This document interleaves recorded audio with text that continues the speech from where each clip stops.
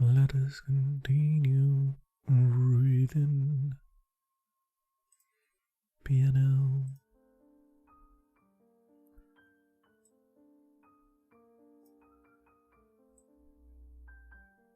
Do.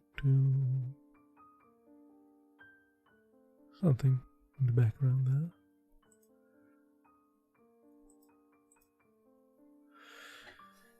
And we are at chapter 39. Well, let us continue. A few days later, Waddington, sitting with Kitty, a long glass of whiskey and soda in his hand, began to speak to her of the Covenant. "The Mother Superior is a very remarkable woman," he said. "The sisters tell me that she belongs to one of the greatest families in France, but they won't tell me which. The Mother Superior, they say, doesn't wish it to be talked about." "Why don't you ask her if it interests you?" smiled Kitty. "If you knew her, you'd know it was impossible to ask her an indiscreet question. She must certainly be very remarkable if she can impress you with awe. I am the bearer of a message from her to you. She has asked me to say that, though of course you may not wish to adventure into the very center of the epidemic, if you don't mind, that it will give her great pleasure to show you the convent.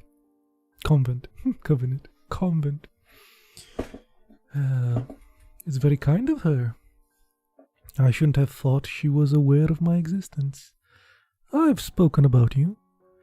I go there 2 or 3 times a week, just now, to see if there is anything I can do, and I dare say your husband has told them about you. You must be prepared to find that they have an unbounded admiration for him." "Are you a Catholic?"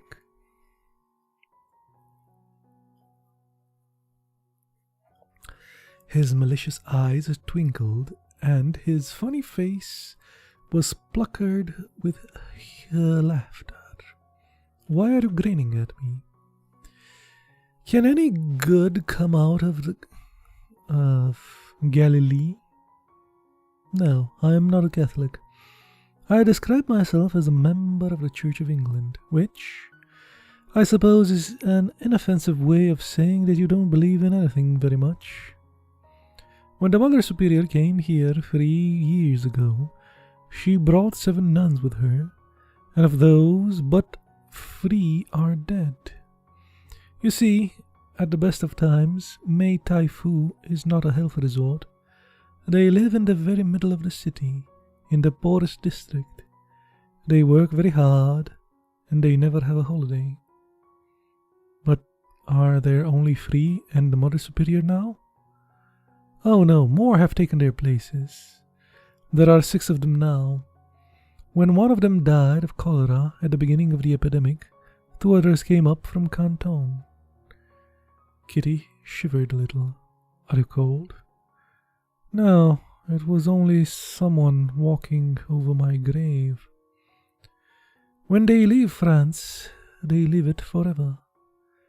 They are not like the Protestant missionaries who have a year's leave every now and then.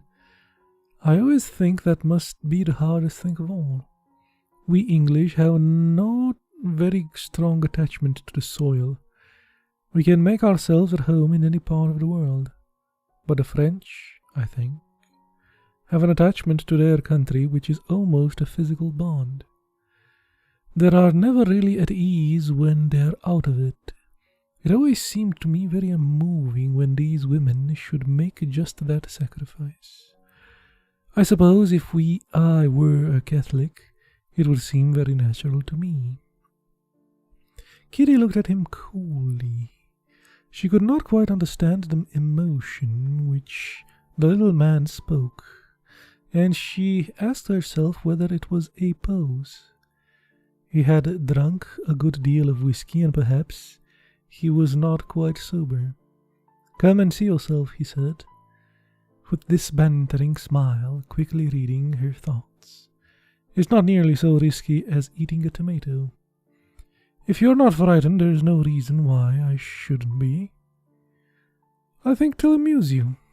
It's like a little bit of France. A wee bit of France." Chapter 40. They crossed the river in a sampan. A chair was waiting for Kitty at the landing stage, and she was carried up the hill to the water gate. It was through this that the coolies came to fetch water from the river, and they hurried to and fro with huge buckets hanging from the yoke of their shoulders, splashing the causeway so that it was as wet as though it had heavily rained. Kitty's bearers gave short, sharp cries to urge them to make way. "Of course all business is at a standstill," said Waddington, walking by her side. "Under normal circumstances you have to fight your way through the coolies carrying loads up and down to the junks." The street was narrow and winding, so that Kitty lost all sense of direction in which she was going. Many of the shops were closed. She had grown used on the journey up to the untidiness of the Chinese street. But there was the litter of weeks' garbage and refuse, and the stench was so horrible that she had to put her handkerchief to her face. Passing through Chinese cities, she had been unaccommodated by the staring of the crowd, but now she noticed that no more than an indifferent glance was thrown at her. The passers-by, scattered, rather as unusual thronging, seemed intent on their own affairs. They were cowed and listless. Now and then, as they went by a house, they heard the beating of gongs and the shrill, sustained lament of unknown instruments. Behind those closed doors one was lying dead. "Here we are," said Waddington at last. The chair was set down at a small doorway, surmounted by a cross, in a long white wall, and Kitty stepped out. He rang the bell. "You mustn't expect anything grand, you know. They are miserably poor." The door was opened by a Chinese girl, and after a word or two from Waddington, she led them into a little room on the side of the corridor. It contained a large table covered with a quested oilcloth, and around the walls was set a set of stiff chairs. On one end of the room was a statue in plaster of the Blessed Virgin. In a moment a nun came in, short and plump, with a homely face, red cheeks, and merry eyes. Waddington introduced Kitty to her, called her Sir Saint Joseph. "C'est la dame du docteur?" she asked, beaming, and then added that the Mother Superior would join them directly. Sister Saint Joseph could speak no English, and Kitty's French was halting, but Waddington, fluent, voluble, and inaccurate, maintained a stream of facetious comment, which convulsed the good-humoured nun. Her cheerfulness, easy laughter, not a little astonished Kitty. She had an idea that the religious were always grave, and this sweet and childlike merriment touched her. Childlike.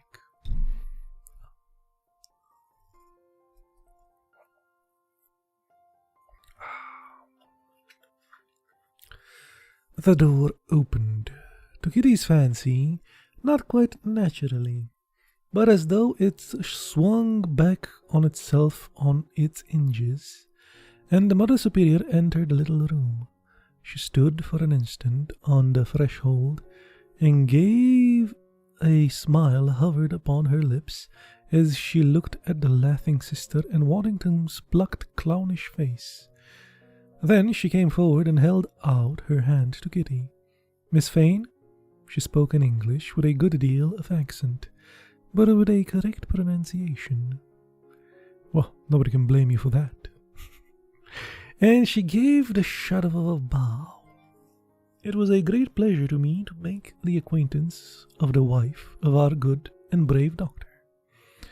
Kitty felt that the Superior's eyes held her in a long and unembarrassed look of appraisal. It was so frank that it was not uncivil. You felt that there was a woman whose business it was to form an opinion of others, and whom it never occurred that subterfuge was necessary. With a dignified affability, she motioned to her visitors to take chairs, and herself sat down.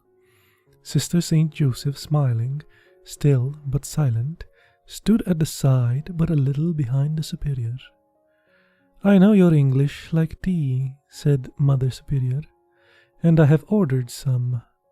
But I must make my excuses if it is served in the Chinese fashion. I know that Mr. Waddington prefers whiskey, but that I am afraid I cannot offer him." She smiled, and there was a hint of malice in her grave eyes. "Oh, come, ma mère, you speak as if I were a confirmed drunkard. I wish you could say that you never drink, Mr. Waddington. I can at all events say that I never drink except to excess." The Mother Superior laughed and translated into French for Sister Saint Joseph the flippant remark. She looked at him with lingering friendly eyes. "We must make allowances for Mr. Waddington, because 2 or 3 times when we had no money at all and did not know how we were to feed our orphans, Mr. Waddington came to our rescue. The convent,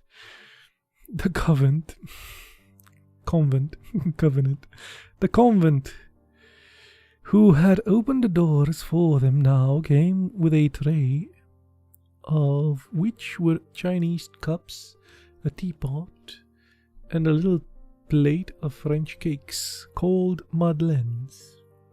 Madeleines? I have them. They're pretty good. They're more like cupcakes.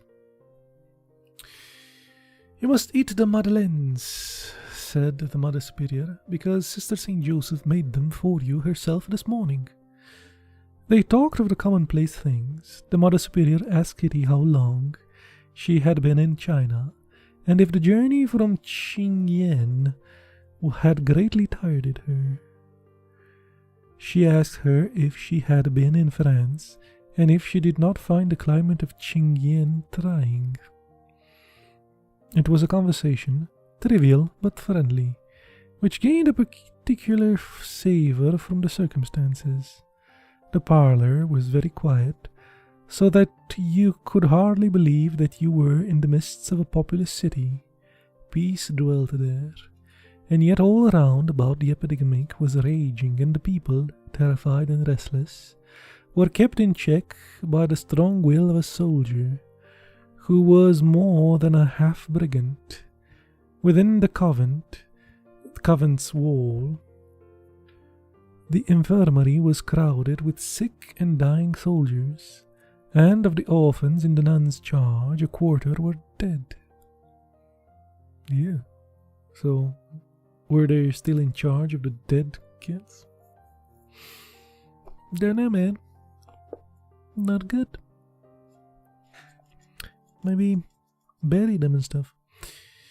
Kitty, impressed, she hardly knew why, observed the grave lady who asked her these amiable questions. She was dressed in white, and the only colour of her habit was the red heart that burned on her breast. She was a woman of middle age. She might have been 40 or 50. It was impossible to say, for there were few wrinkles on her smooth, pale face, and you received the impression that she was far from young, chiefly from the dignity of her bearing, her assurance, and the emaciation of her strong and beautiful hands. The face was long, with a large mouth and large, even teeth. The nose, though not small, was delicate and sensitive. It was the eyes, under her thin black brows, which gave her face its intense and tragic character. They were very large, black, and though not exactly cold, by their calm steadiness strangely compelling. Your first thought when you looked at the Mother Superior was that as a girl she must have been beautiful, but in a moment you realized that this was a woman whose beauty, depending on character, had grown with advancing years. Her voice was deep, low, and controlled, and whenever she spoke in English or in French, she spoke slowly. But the most striking thing about her was the air she had of authority tempered by Christian charity. You felt in her habit of command.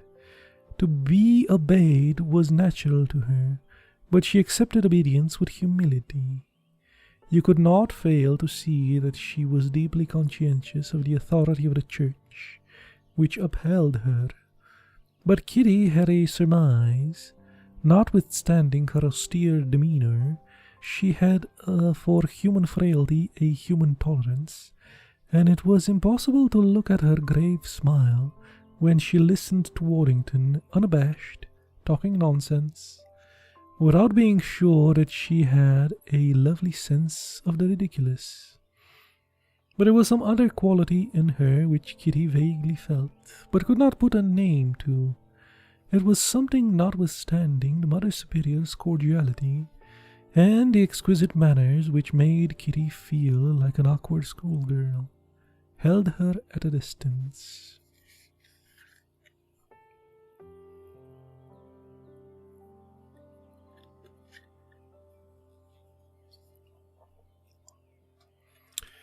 Ah, 42. Monseigneur n'est ménager rien, said Sister St. Joseph. Monseigneur's palais is ruined by Manchu cooking, replied the Mother Superior. The smile left Sister St. Joseph's face, and she assumed an expression of some primness. Waddington, a roguish glance in his eyes, took another cake. Kitty did not understand the incident. To prove to you how unjust you are, ma mère, I will ruin the excellent dinner that awaits me. If Mrs. Fane would like to see over the convent, I'm going to keep saying covenant, sure, I shall be glad to show her. The Mother Superior turned to Kitty with a deprecating smiled. I am sorry you should see it just now, when everything is in disorder. We have made so much work, and not enough sisters do it. Colonel Yu has insisted on our putting our infirmary at the disposal of the sick soldiers, and we have had to make the reflectoire into an infirmary for our orphans. She stood at the door to allow Kitty to pass, and together, followed by Sister St. Joseph and Waddington, they walked along cool, wide corridors. They went first into a large, bare room, where a number of Chinese girls were walking an elaborate embroidery. They stood up when the visitors entered, and the Mother Superior showed Kitty specimens of their work. We go on with it notwithstanding the epidemic, because it takes their minds off the danger. They went to a second room in which younger girls were doing planned sewing, hemming and stretching, and then into a third, where there were only tiny children under the charge of a Chinese convert. I'm going to mess all these up. They were playing noisily, and when the Mother Superior came in, they crowded around her. Mites of 2 and 3, with their black Chinese eyes and their black hair, and they seized her hand and hid themselves in her great skirts. An enchanting smile lit up her grave face, and she fondled them. She spoke little chaffing words which Kitty, ignorant though she was of Chinese, could tell were careless. She shuddered a little, for in their uniform dress, shallow-skinned, studded with their flat noses, they looked hardly human. They were repulsive, but the Mother Superior stood amongst them like charity itself. When she wished to leave the room, they would not let her go, but clung to her, so that with the smiling expostulations she had to use a gentle force to free herself. They, at all events, found nothing terrifying in this great lady. You know, of course, she said as they walked along the other corridor, that they are only orphans in the sense that their parents have wished to get rid of them. We give them a few cash for every child that is brought in, otherwise they would not take the trouble. But do away with them. She turned to the sister. Have any come today? She asked. 4. Now, with the cholera, they are more than ever anxious not to be burdened with useless girls. She showed Kitty the dormitories, and then they passed a door on which was painted the word infirmary. Or infirmary. Kitty heard groans and loud cries and sounds as though beings not human were in pain. I will not show you the infirmary, said the Mother Superior in placid tones. It is not a sight that one would wish to see. A thought struck her. I wonder if Dr. Fane is there. She looked interrogatorily at the sister, and she, with her merry smile, opened the door and slipped in. Kitty shrank back as the open door allowed her to hear more horribly the tumult of within. Sister St. Joseph came back. No, he has been and will not be back again till later. What about number 6? Pauvre garçon, he's dead. The Mother Superior crossed herself, and her lips moved in a short and silent prayer. They passed by a courtyard, and Kitty's eyes fell upon 2 long shapes that lay side by side on the ground, covered with a piece of blue cotton. The Superior turned to Waddington. We are so short of beds that we have to put 2 patients in one, and the moment a sick man dies, he must be bundled out in order to make room for another. But she gave Kitty a smile. Now, we will show you our chapel. We are very proud of it. One of our friends in France sent us a little while ago a life-size statue of the Blessed Virgin.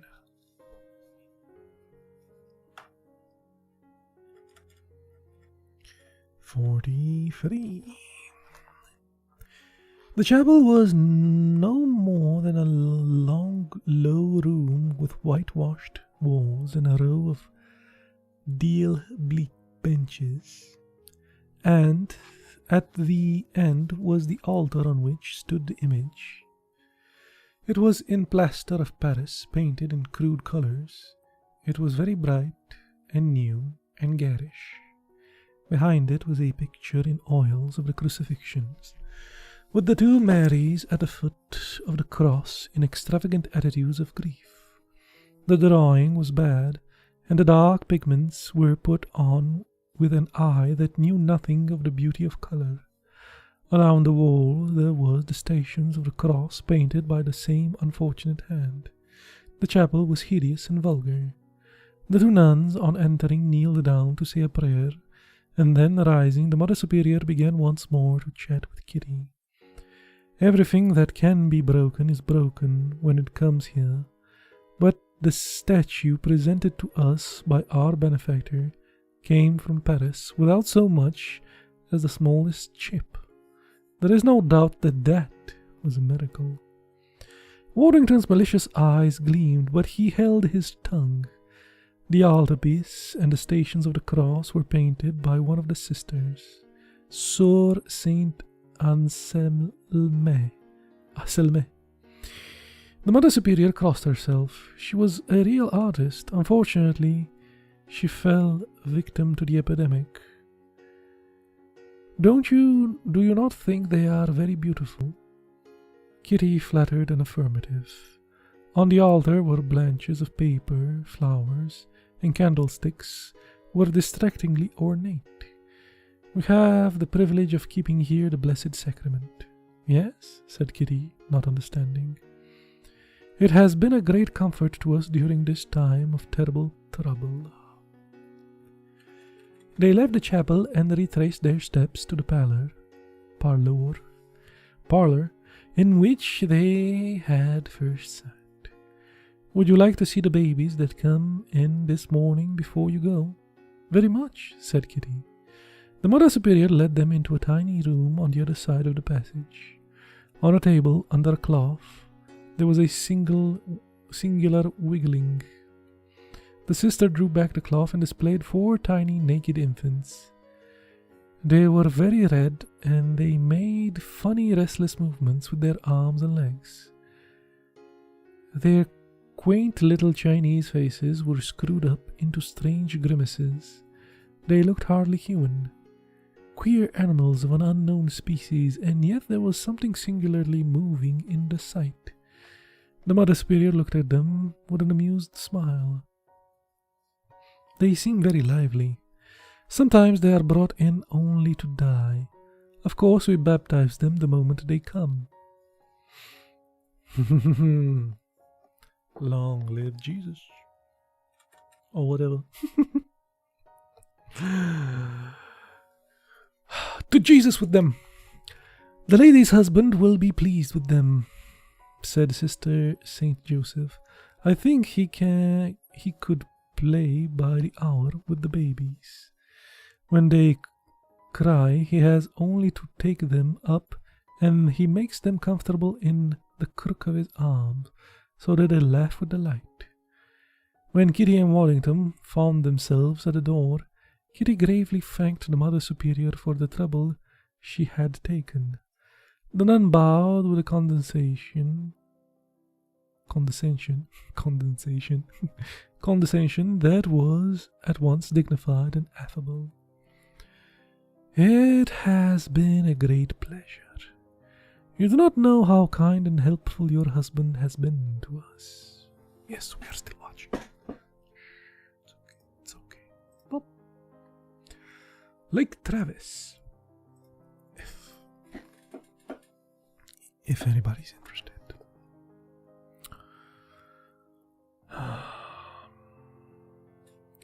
"I'm glad you came with him. When he goes home, it must be a great comfort to him to have you there with your love and your sweet face. You must take care of him and not let him work too hard. You must look after him for all our sakes." Kitty flushed. She did not know what to say. The Mother Superior held out her hand, and while she held it, Kitty was conscious of those cool, thoughtful eyes which rested on her with detachment, and yet with something that looked like a profound understanding. Sister St. Joseph closed the door behind them, and Kitty got into her chair. They went back through the narrow, winding streets. Waddington made a casual remark. Kitty did not answer. He looked around, but the side curtain of the chair was drawn, and he could not see her. He walked on in silence. But when they reached the river, she stepped out. To his surprise, he saw that her eyes were streaming with tears. "What's the matter?" he said. His face puckered into an expression of dismay. "Nothing," she tried to smile. "Only foolishness."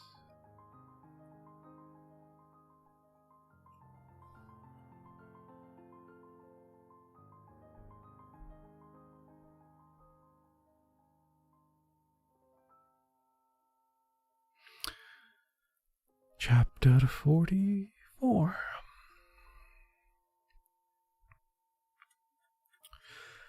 Alone once more in the sordid parlour of the dead missionary, lying on the long chair that faced the window, her abstracted eyes on the temple across the river. They really are abstracted. I had to look that word again. Abstracted? Seems weird. Now again, at the approach of the evening aerial and lovely, Kitty tried to set in order the feelings in her heart. She would never have believed that this visit to the convent could so have moved her. She had gone from curiosity. She had nothing else to do, and after looking for so many days at the walled city across the water, she was not unwilling to have at least a glimpse of its mysterious streets. But once within the convent, it had seemed to her that she was transported into another world, situated strangely neither in space nor in time. Those bare rooms and the wide corridors, austere and simple, seemed to possess the spirit of something remote and mystical. The little chapel, so ugly and vulgar, in its very crudeness, was pathetic. It had something which was wanting in the greatness of the cathedral. With its stained glass and its pictures, it was very humble, and the fate which had adorned it,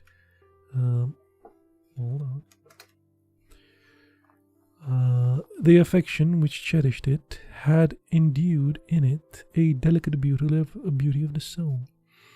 The methodical way in which the convent's work was carried on in the midst of the pestilence showed a coolness in the face of danger and a practical sense, almost ironical. It was no matter of fact which were deeply impressive. In Kitty's ears rang still the ghastly sounds she heard when for a moment Sister St. Joseph opened the infirmary door.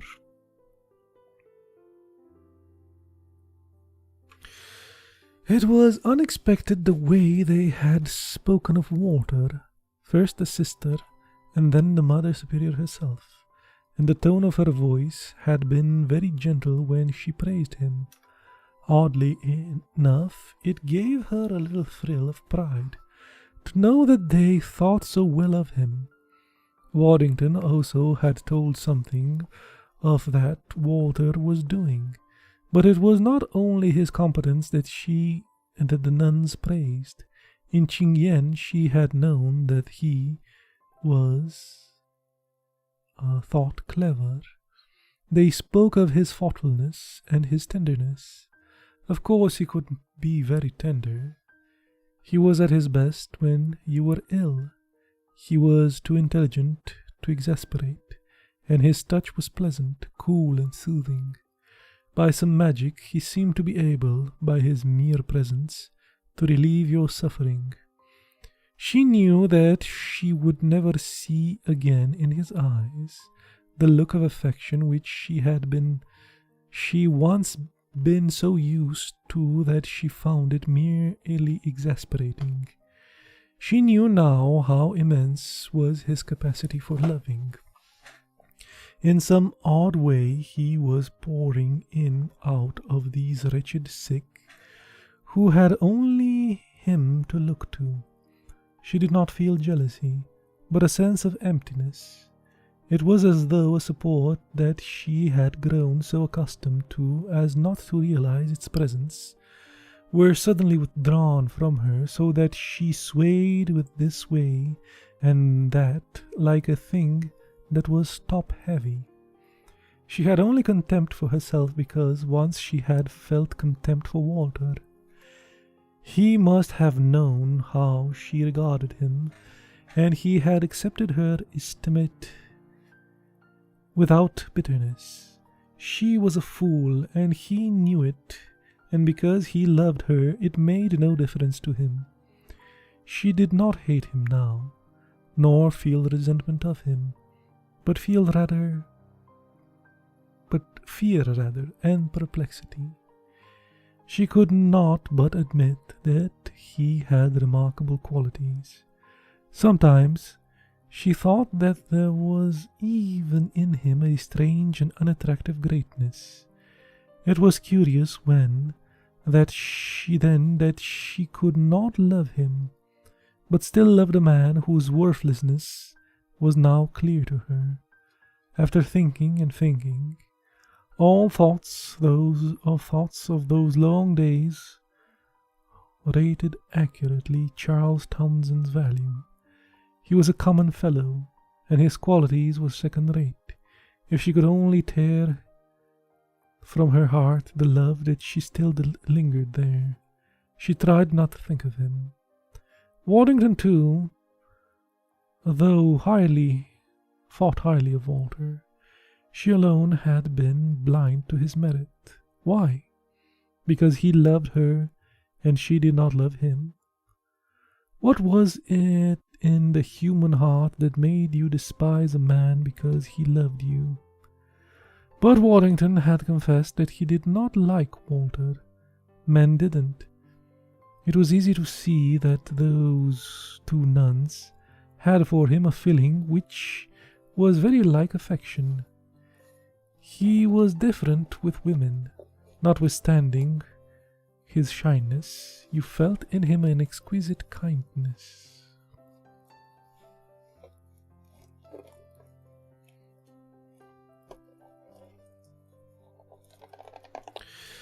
After all, it was the nuns that had most deeply touched her. Sister St. Joseph, with her merry face and apple-red cheeks. She had been one of the little band that came out to China with the Mother Superior 10 years before, and she had seen one of the others of her companions die of disease, privation, and homesickness. And yet she remained cheerful and happy. What was it that gave her that naive and charming humor? And the Mother Superior, Kitty, in fancy stood again in her presence, and once more she felt humble and ashamed, though she was so simple and unaffected that she had a native dignity which inspired awe, and you could not imagine that anyone could treat her without respect. Sister St. Joseph, by the way she stood, by every small gesture and the intonation of her answers, she had shown the deep submission in which she held herself, and Waddington, frivolous and impertinent, had shown by his tone that he was not quite at his ease. Kitty, though, thought it necessary to have told her that the Mother Superior belonged to one of the great families of France. There was that in her bearing which suggested ancient race, and she had the authority of one who has never known that it is possible to be disobeyed. She had the condescension of a great lady and the humility of a saint. There was in her strong, handsome, and ravaged face an austerity that was passionate, and at the same time she had a solicitude and gentleness which permitted those little children to cluster, noisy and unafraid, in the assurance of her deep affection. When she looked at the 4 newborn babies, she had a worn smile that was sweet and yet profound. It was like a ray of sunshine in a wild and desolate heath. That Sister St. John had said so carelessly of Walter moved Kitty strangely. She knew that he had desperately wanted her to bear a child, but she had never suspected from his reticence that he was capable with a baby of showing, without embarrassment, a charming and playful tenderness. Most men were silly and awkward with babies. How strange he was! But to all that moving experience there had been a shadow, a dark lining to the silver cloud, insistent and plain, which disconcerted her. In the sober gaiety of the Sister St. Joseph, and much more in the beauty courtesy of Mother Superior, she had felt an aloofness which oppressed her. They were friendly and even cordial, but at the same time they held something back, she knew not what, so that she was conscious that she was nothing but a casual stranger. There was a barrier between her and them. They spoke a different language, not only of the tongue, but of the heart, and when the door was closed upon her, she felt that they had put her out of their mind so completely, going about their neglected works again without delay, that for them she might never have ceased. She felt shut out not only from the poor little convent, but from some mysterious garden of spirit, which with all their soul she hankered. She felt on a sudden alone as she had never felt alone before. That was why she had wept. And now, throwing back her head wearily, she sighed. "Oh, I am so worthless."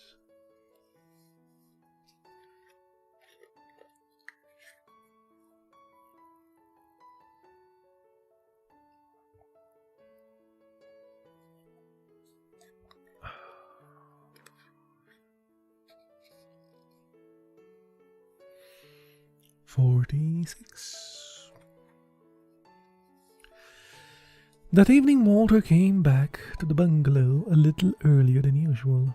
Kitty was lying on the low chair by the open window. It was nearly dark. "Don't you want a lamp?" he asked. "They'll bring it when dinner is ready."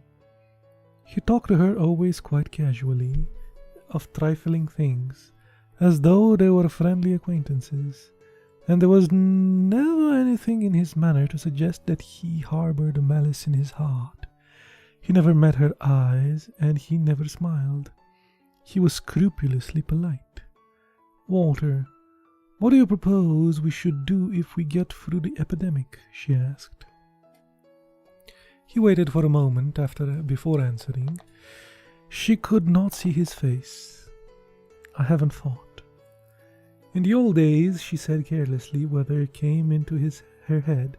It never occurred to her to think before she spoke, but now she was afraid of him. She felt her lips tremble and her heart beat painfully. "I went to the convent this afternoon." "So I heard." She forced herself to speak, though she could hardly frame the words. "Did you really want me to die when you brought me here?" "If I were, you would live well alone, Kitty. I don't think any good will come of talking about what we should do. Much better to forget." "But you don't forget, neither do I. I've been thinking a great deal since I came here. Won't you listen to what I have to say?" "Certainly." I treated you very badly. I was unfaithful to you. He stood shock still. His immobility was strangely terrifying. I don't know whether you'll understand what I mean. That sort of a thing doesn't mean very much to a woman when it's over. I think women have never quite understood the attitude that men take up. She spoke abruptly in a tone she would hardly have recognized as her own. You know that Charlie was, and you knew what he'd do. Well, you were quite right.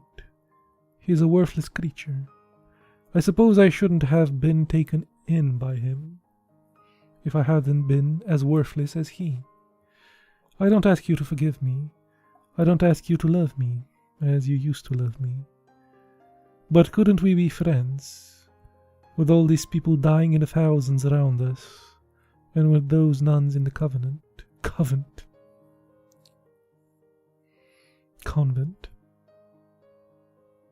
What have they got to do with this? What have they got to do with it? He interrupted. I can't explain. I had such a singular feeling when I went there today. It all seems to mean so much. It's so terrible, and their self-sacrifice is so wonderful.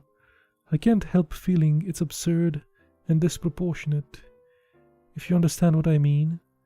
To distress yourself because a foolish woman has been unfaithful to you. I'm much too worthless and insignificant for you to give me a thought. He didn't answer, but he did not move away. He seemed to be waiting for her to continue. Mr. Waddington and the nuns have told me such wonderful things about you. I'm very proud of you, Walter. You used not to be. You used to feel contempt for me. Don't you still? Don't you know that I'm afraid of you? Again he was silent. I don't understand you, he said at last. I don't know what it is you want. Nothing for myself. I only want you to be a little less unhappy. This isn't very appropriate music for this conversation, but I'll leave it. She felt him stiffen, and his voice was very cold when he answered. You're mistaken in thinking I am unhappy. I have a great deal too much to do to think of you very often. I have wondered if the nuns would allow me to go and work at the convent. They are very short-handed, and if I could be of any help, I should be grateful to them. It is not easy work, or pleasant work. I doubt if you would amuse you long. Do you absolutely despise me, Walter? No, he hesitated, and his voice was strange. I despise myself. Ding, ding, ding. Despise myself.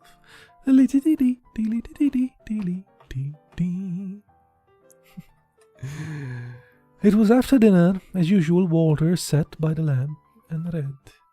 He read every evening till Kitty went to bed, and then went into a laboratory, which he had fitted up in one of the bungalow's empty rooms.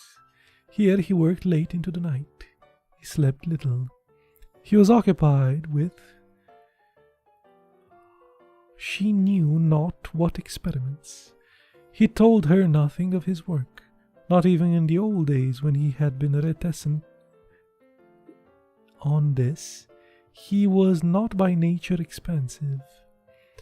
She thought deeply of what he had just said to her. The conversation had led to nothing. She knew him so little that she could not be sure if he was speaking the truth or not. Was it possible that whereas he now existed so ominously for her, she had entirely ceased to exist for him? Her conversation, which had entertained him once because he loved her, now that he loved her no longer, might be merely tedious to him. It mortified her. She looked at him. The light of the lamp displayed his profile, as though it were a mere cameo. With his regular and finely cut features, it was very distinguished. But it was more than severe. It was grim. That immobility of his, only his eyes moving as he perused each page, was vaguely terrifying. Who would have thought that his hard face could be melted by passion to such a tenderness of expression? She knew it, and it excited in her a little shiver of distaste. It was strange that though he was good-looking as well as honest, reliable and talented, it had been so impossible for her to love him. It was a relief that she need never again submit to his caresses. He could not answer when she had asked him whether in forcing her to come here, he had really wished to kill her. The misery of this fascinated and horrified her. He was extraordinarily kind. It was incredible that he could have had such a devilish intention. He must have suggested it only to frighten her and to get her back to Charlie. That would be like his sardonic humor. And when, from obstinacy or her fear of looking foolish, insisted on her going through with it. Yes, he said he despised himself. What did he mean by that? Once again Kitty looked at his calm, cool face. She might not have even been in the room. He was so unconscious of her. "Why do you despise yourself?" she asked, hardly knowing that she spoke, as though she were continuing without a break the earlier conversation. "Oh, that's nice. That's for our benefit."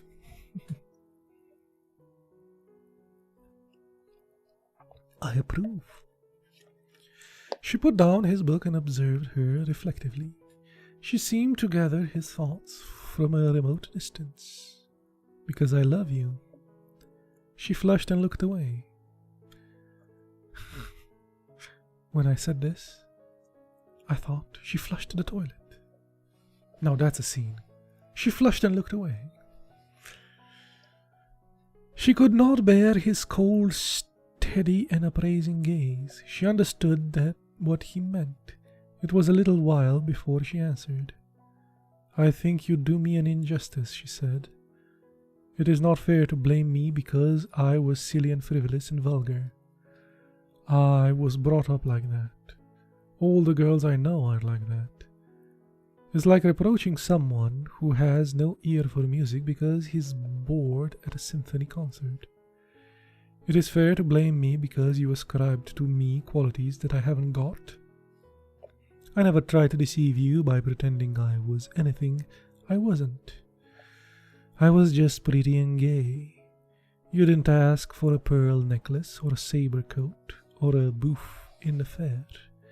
You asked for a tin trumpet and a toy balloon. I don't blame you."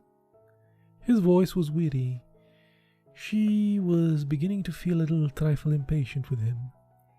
Why could you not realize that suddenly had become so clearly to her that besides all the terror of death under those shadows they lay, and besides the awe of the beauty which she had caught a glimpse of that day, their own affairs were trivial? What did it really matter if a silly woman had committed adultery, and why should her husband, face to face with the sublime, give it a thought? It was strange that Walter, with all his cleverness, should have so little sense of proportion. Because he had dressed a doll in gorgeous robes, and set her in a sanctuary to worship her, and then discovered that the doll was filled with sawdust, He could neither forgive her or himself. His soul was lacerated. It was all make-believe that he had lived on, and when the truth shattered it, he thought reality itself was shattered. It was true enough, he would not forgive her because he could not forgive himself. She thought that she heard him give a faint sigh, and she shot a rapid glance at him. A strange thought struck her, and it took her breath away. She only just refrained from giving a cry. Was it that they called a broken heart that he suffered from?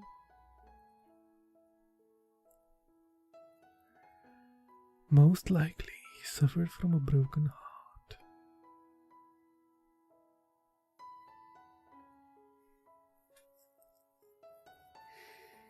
Not very cool of you, kitty. Break the man's heart like that.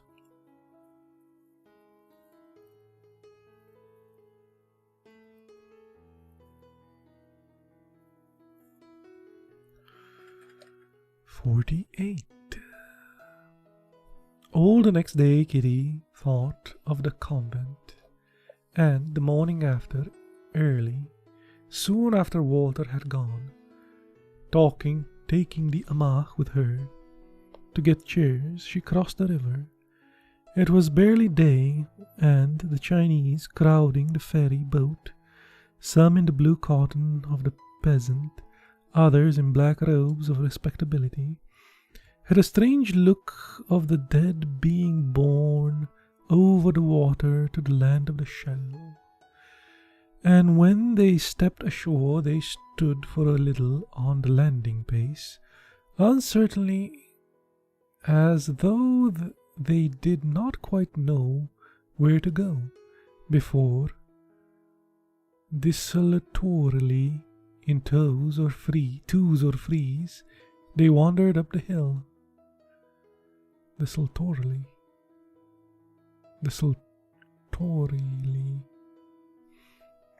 I think that's it. It's a weird word, but I think that's it.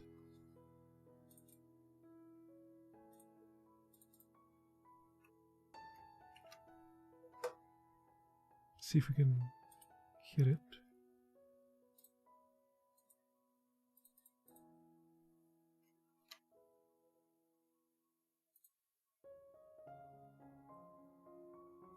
Desultory. Desultory, okay. Marked by lack of a definite plan. Not connected with the main subject. Disappointing in the progress. Desultory, okay.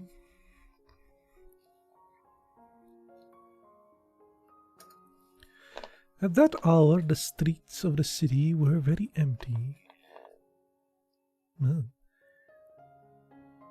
So that more than ever it seemed a city of the dead. The passers-by had an abstracted air, so that you might almost have thought them ghosts. The sky was unclouded, and the early sun shed a heavily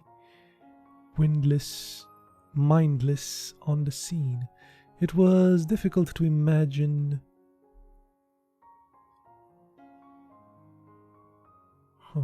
The sky was unclouded, and the early sun shed a heavenly mildness on the scene.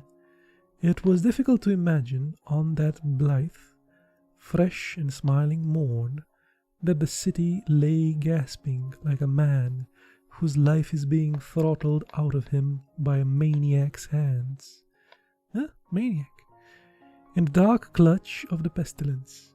It was incredible that that nature, the blue of the sky, was clear, like a baby's heart, should be so indifferent when men were writhing in agony and going to their deaths in fear. When the chairs were set down at the convent, door a beggar arose from the ground and asked Kitty for alms. He was clad in faded and shapeless rags that looked as though he had been raked them out of the muck heap, and through their rents you saw his skin hard and rough and tanned, like the hide of a goat. His bare legs were emaciated, and his head, with its shock of coarse grey hair, the cheeks hollow and the eyes wild, was the head of a madman. Kitty turned from him in frightened horror, and the chair-bearers, in gruff tones, bade him begone. But he was inopportune, and, to be rid of him, shuddered.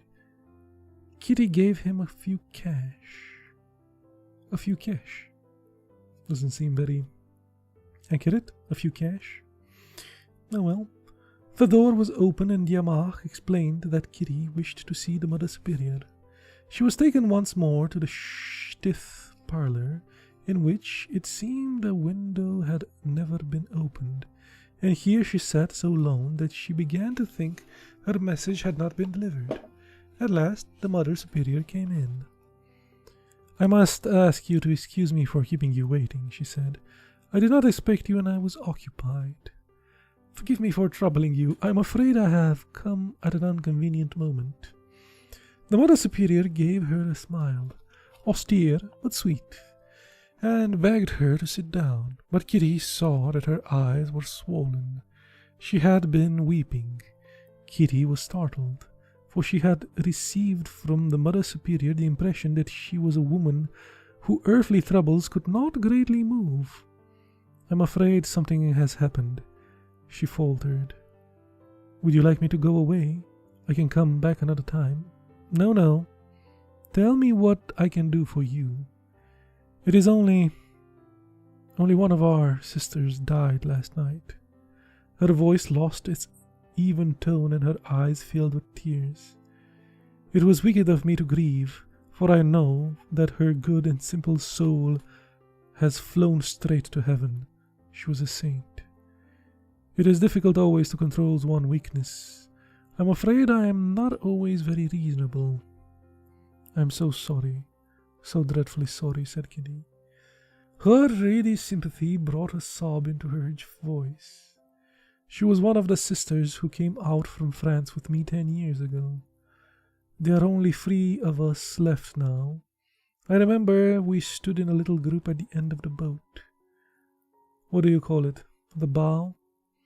And as we steamed out of the harbour at Marseille, we saw the golden figure of Saint Mary at Grace. We said a prayer together. It had been my greatest wish since I entered the religion to be allowed to come to China. But when I saw the land grow distant, I could not prevent myself from weeping. I was their superior. It was not a very good example I was giving my daughters.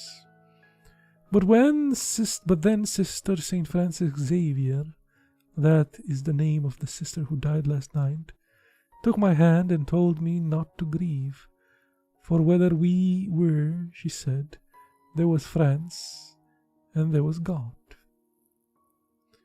That severe and handsome face was distorted by the grief which human nature wrung from her, by the effort to restrain the tears which her reason and her faith refused. Kitty looked away. She felt that it was indecent to peer into that struggle. "I have been writing to the father. She, like me, was her mother's only daughter. They were fisher folk in Brittany, and it will be hard for them. Oh, when will this terrible epidemic cease?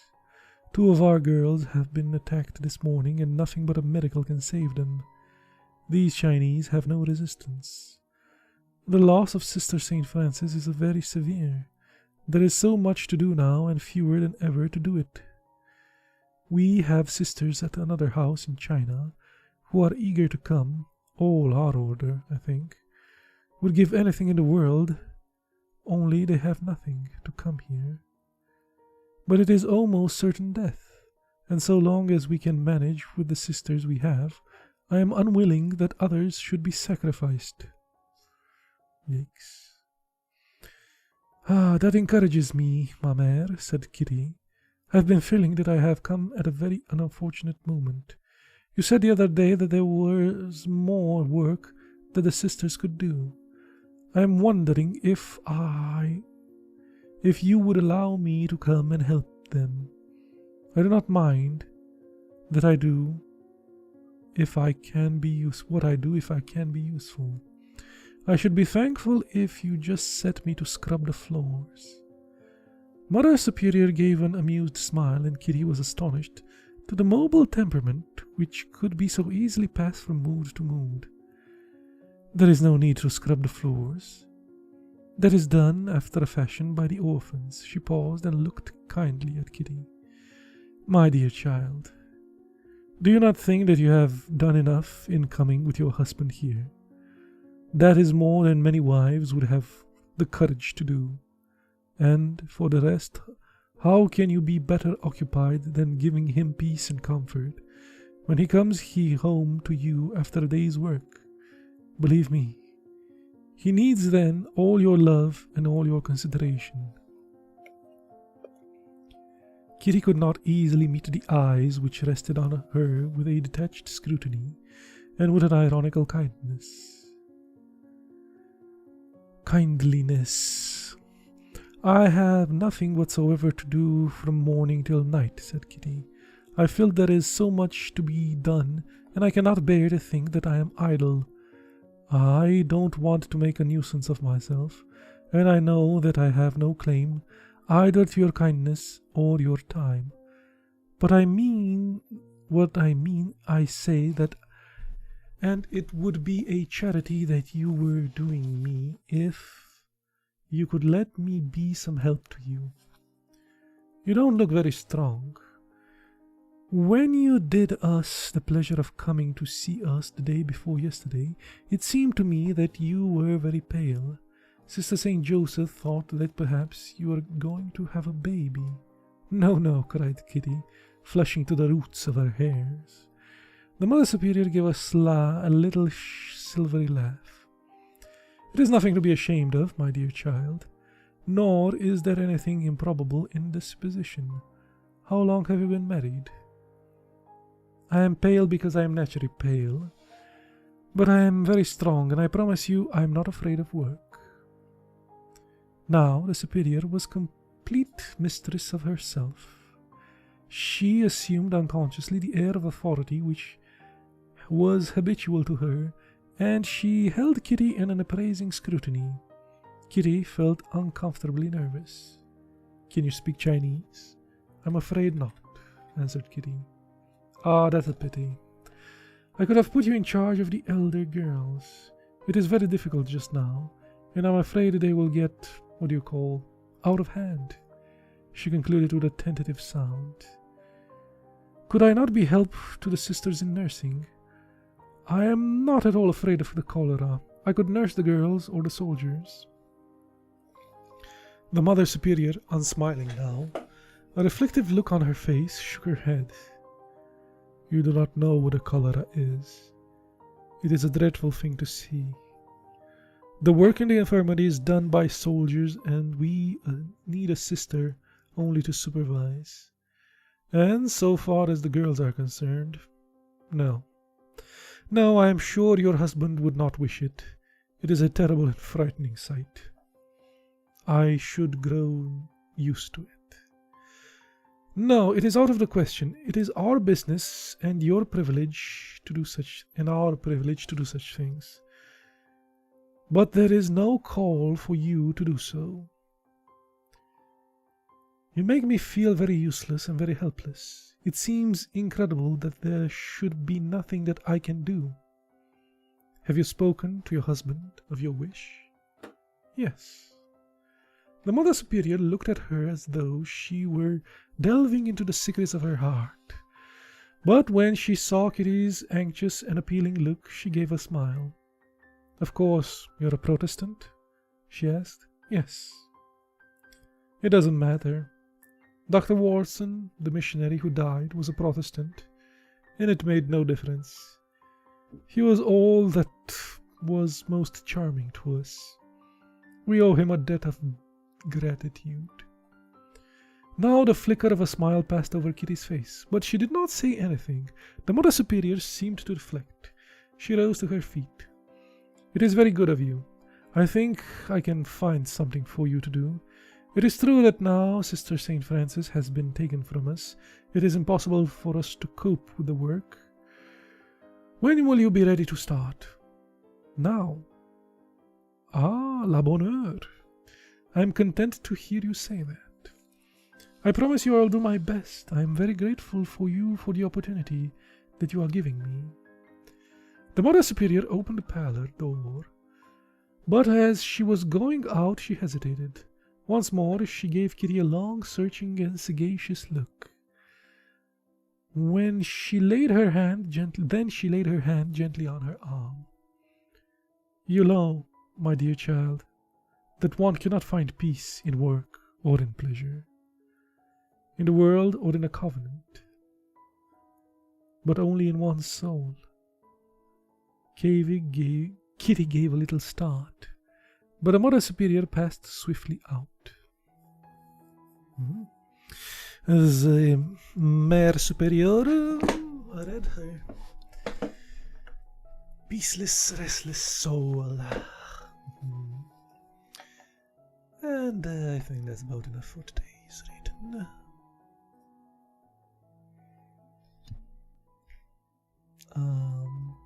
Yeah. See you next time, I guess. Break time.